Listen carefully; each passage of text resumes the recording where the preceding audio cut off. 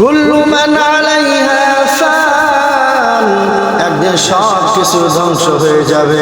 আল্লাহ তাআলা বলেন ওয়ায়াবকা ওয়াজহু রাব্বিকা যুল জালালি ওয়াল ইকরাম, একমাত্র আল্লাহ তাআলাই স্থির থাকবে। আল্লাহ তাআলার কোনো ধ্বংস নাই, আর সব কিছু আল্লাহ তাআলা একদিন ধ্বংস করে দিবেন। এই জন্য মুসলমান এই পার্থিব মোহে পড়ে আল্লাহকে ভুলে যেও না।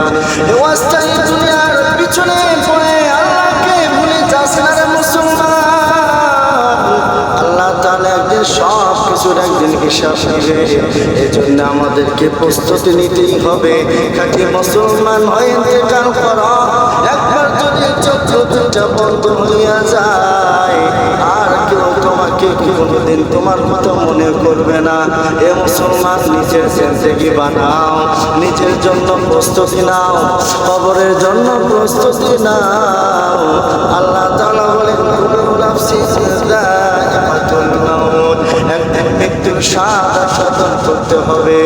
কাউকে আল্লাহ রেহাই দেন নাই। ফিরআউনের মতো বাদশা, এত দপ্তর ছিল ফিরআউনের, সেই ফিরআউনকেও আল্লাহ কিন্তু নিস্তার দেয় নাই।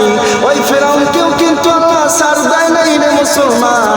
আর তুমি আমি তো কি তোমার কয়দিনের ক্ষমতা, কয়দিনের তোমার বড়াই? এ মুসলমানের জন্য আমাদের এখন থেকে জিন্দেগি বানানো দরকার।